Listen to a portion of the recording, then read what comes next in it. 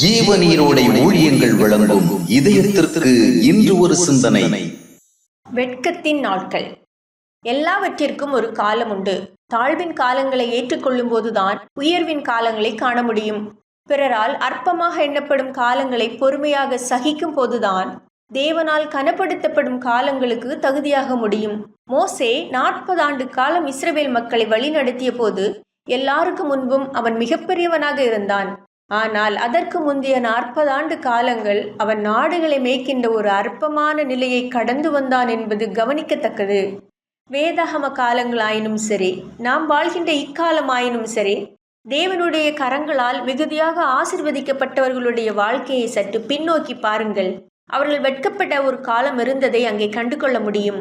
ஆசீர்வதிக்கப்படுவதற்காக அழைக்கப்பட்ட எபிரேய மக்கள் ஒரு காலத்தில் எகிப்தில் அடிமைகளாகி வெட்கமடைய நேரிட்டது.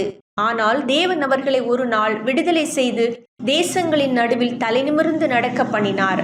யோசேப்பும் மோசேயும் தாவீதும் ஒரு காலகட்டத்தில் தங்களுக்கு நேரிட்ட எதிர்பாராத இன்னல்களின் விளைவாக அநேகர் நடுவில் சற்று தலை கவிழ்ந்து நடக்க நேரிட்டது. ஆயினும் அதுவே நிரந்தரமாகி விடவில்லை. நாள் ஒன்று வந்தபோது வெட்கப்படத்தக்க சூழ்நிலைகளை கண்ட அவர்கள் தேசங்களின் நடுவில் உயர்த்தப்பட்டு மற்றவர்கள் வெட்கப்படும்படியான சூழ்நிலை ஏற்பட்டது. தாவீது தன்னுடைய துயரமான நாட்களில், நான் என் அயலாருக்கு நிந்தையும் எனக்கு அறிமுகமானவர்களுக்கு அருக்களிப்புமானேன், செத்தவனைப் போல எல்லாராலும் முழுவதும் மறக்கப்பட்டேன் என்று வெட்க உணர்வோடு புலம்பினான். ஆயினும் ஒரு நாள் என்னுடைய தலை எல்லார் நடுவிலும் உயர்த்தப்படும் என்ற விசுவாசத்தை உடையவனாக இருந்தான். அவ்விதமே ஒரு நாள் தேவன் அவனை உயர்த்தினார்.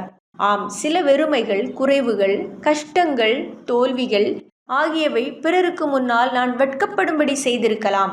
இது சற்று மனவேதனைக்குரியதா இருந்தாலும் அதுவும் அவசியமானதே. ஏனென்றால் கர்த்தர் ஒரு நாள் நம்மை உயர்த்தும் போது இந்த வெட்கத்தின் காலங்களும் இன்ப நினைவுகளாக மாறும். சிலுவையில் தொங்கிய இயேசு கிறிஸ்து ஒரு நாள் அநேகர் நடுவில் வெட்கப்படுத்தப்பட்டார். ஆனால் மறுபடியும் உயிரோடு வந்து அவர் செய்த கிரியைகள் உலகத்தையே வெட்கப்படுத்தியது.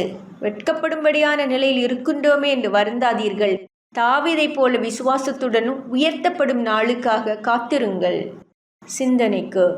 உங்கள் வாழ்க்கையில் தேவன் உயர்த்தப்பட்டால் அவர் கரங்களால் உங்கள் வாழ்க்கை உயர்த்தப்படாமல் இருப்பதில்லை.